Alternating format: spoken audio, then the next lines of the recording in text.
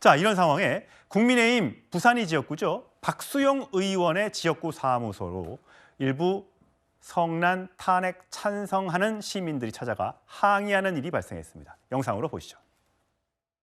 말하십시오. 대화를 하러 오셨다면서요. 그러면 듣고 말하고 질문하고 듣고 이렇게 해야 될 거 아닙니까? 설명하지 말고 입장을 밝혔는데 왜 자꾸 설명을 우리를 설정을 하세요? 1시간 걸렸어요. 예, 자, 강전혜 의원. 네. 지금 박수영 의원이 화장실도 못 가고 있다. 저 시위대에 막혀서라고 하면서 SNS에 여러 영상과 함께 체증했다. 고소 고발하겠다. 지금 이렇게 얘기를 하고 있어요. 지금 민주당 국민의힘 의원들의 상당수가 특히 뭐 현수막을 걸고 이런 분들에게 다 내란 선동한다, 뭐 내란의 공범이다, 뭐 이런 딱지가 붙고 있는데 저 장면 어떻게 보셨어요? 지금 국민의힘 특히 지역구를 가지고 있는 의원들 입장에서는 저 상황이 뭐 박수영 의원만의 상황은 아닐 것이라고 예. 생각을 합니다. 저는 그래서 이제 새로 시작되는 비대위 그 권영세 비대위원장과 새로운 비대위원들이 이제 이번 달 말부터 시작을 할 건데요. 그 첫 단추가 굉장히 중요하다라고 생각을 합니다.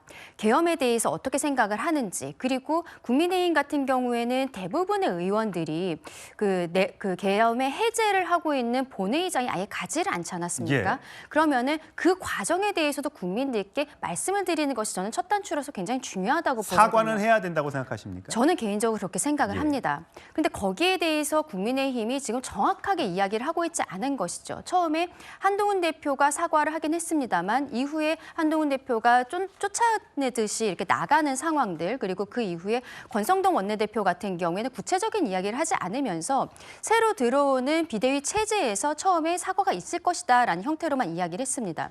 과거에 사과가 있었다라고 이야기를 하지만 국민들께서는 실상 그렇게 받아들이시기는 현실적으로 쉽지 않은 부분들이 있거든요. 국민의힘의 스탠스가 지금 애매하다 보니까 저렇게 화난 국민들께서 의원들을 찾아가서 본인의 입장이 무엇인지를 물어보는 것이고 의원들도 명확하게 이야기를 못하는 것이 아닌가라고 생각을 하는데요. 물어볼 수는 있는데 폭력적인 방법으로 밖에 못 나오게 한다거나 저렇게 답변을 못하게 할 정도로 해서는 안 되겠죠. 물론 그렇긴 합니다. 이게 뭐 고소고발을 한다면 어떤 유죄 판정을 받을 수도 있겠죠. 하지만 우리가 정치라는 것은 저는 법보다 좀 다른 부분에 있다라고 생각합니다. 지역구에 있는 주민들 입장에서는 내 손으로 뽑은 국회의원이 어떠한 생각을 가지고 있는지, 우리 국민들이 모두가 실시간으로 본 부분에 대해서 어떻게 생각하는지 저는 물어볼 수 있는 권한은 있다라고 생각하거든요. 예. 저렇게 폭력적인 방법을 쓰는 것은 문제가 있지만 결과적으로 의원들이 그리고 국민의힘 당 자체에서 여기에 대한 스탠스를 빨리 정하고 국민들을 설득하는 것이 먼저가 아닌가라고 생각합니다. 예, 오늘 박수영 의원이 아침에 SNS에 올렸다가 지금은 삭제한 상태인데 장경태 아까 의원의 추가 탄핵 기사를 공유하면서 스스로 내란죄 빌드업 중인 이재명 세력들 뭐 이렇게 쓴 것에 대한 아마 여기에 썼다 지워서 이것도 논란이 좀 됐던 것 같고요. 홍준표 대구시장은 막장까지 가는구나. 계속 탄핵해서 무정부 상태 만들어봐라. 이런 게 입법 내란이고 국헌 문란이다라고 주장을 했습니다. 장 변호사님 어떠세요? 홍준표 정말 이런 입법 내란, 국헌 문란은 윤석열 대통령이 자초한 게 국헌 문란입니다. 그러면 저는 국민의힘 분들께 여쭤보고 싶어요. 이 부분과 관련해서 이 성남 민심, 이반대 민심 어떻게 돌이킬 겁니까? 이 내란에 대해서 무거운 책임 느낀다고 하면서 어떤 대안을 내놓고 있습니까? 지금 국민의힘이 보여주는 어떤 행보는요.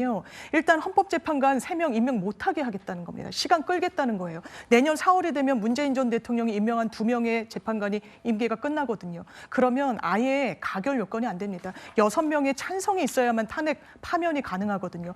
이런 게 아니라면 설명되지 않는 행보를 보이고 있는 거죠. 그러면서 민주당이 덮어씌기를 하는 겁니다. 그러면 대안을 내십시오. 탄핵 말고 어떤 대안이 있는 겁니까? 헌법재판관을 임명하지 않는 게 대안입니까? 시간 끄는 게요.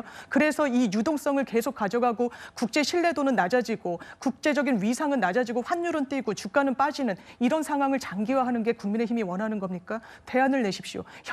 협의 그냥 말로만 하지 마시고 국민들을 먼저 제발 생각하십시오. 예, 자 국민의힘에선 주진우 의원이 자 이재명의 미소, 민주당의 민낯을 보여준 역사적인 한 장면이다. 뭐가 그리 즐거웠느냐? 아마 저 사진 같은데요. 저게 찰나에 포착된 사진이기 때문에 저 모습이 뭐 미소를 지었다? 예, 저 지금 저렇게 투표를 하고 나오는 장면에서는 근엄한 모습이 보이고요. 카메라에 포착된 한 커트가 굉장히 뭐 활짝 웃고 있다라고 하는데 저희가 보기에는 그런 모습처럼은 보이진 않습니다만요. 어쨌든 국민의힘에선 이재명의 웃음을 기억할 거다. 사법 리스크, 본인의 사법 리스크는 사라지지 않을 것이다라고 주장하고 있습니다. 자, 서정욱 변호사님, 저게 웃는 표정이? 한쪽이 약간 미소로 올라간 썩소랍니다. 썩소, 썩은 미소, 썩소. 줄임말로 이거 한쪽에 약간 입가가 올라가면서 미소가 안 보입니까? 저는 그게 보입니다. 저런 게요, 말 그대로 사악함이 물씬 풍겨나는 음흉한 미소입니다. 사악함이 물씬 풍겨나는 음흉한 미소. 저는 본인이 왜 저런 미소를 짓죠?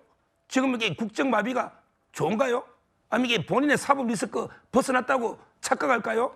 저는 저거는 이게 국민을 모욕하는 거고요. 예. 저에 대해서는 이게 분명히 해명을 해야 된다. 예, 뭐 썩소라든지 음흉한 미소라는 건 서정욱 변호사의 개인적인 의견인데, 자, 강성필 부위원장 보시기엔 어떠세요? 사실 사진 찍는 장면들이 많이 나와요. 그래서 오해를 받는 경우도 있는데 저 장면은 어떻게 해석해야 돼요?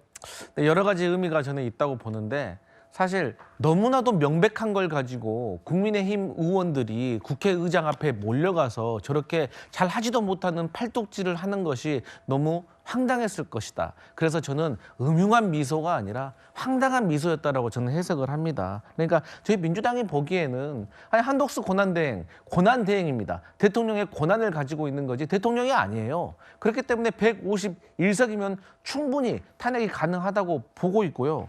또 헌법재판소의 주석서를 자꾸 얘기하는데, 국민의힘에서는 헌법재판소에서 발간한 주석서 653페이지까지만 읽은 것 같아요. 그 다음 페이지를 보면 본래 직무에 대해서는 본래 신분에 의해 탄핵할 수 있다고 나와 있거든요. 그래서 저희는 명백하다고 생각하는데, 저렇게 이제 국회의장을 압박하는 모습에 좀 허탈한 웃음도 섞여 있었을 것이다. 그래 봅니다. 예, 허탈한 웃음인 것 같다는 강성필 부대변인의 해석도 들어봤습니다.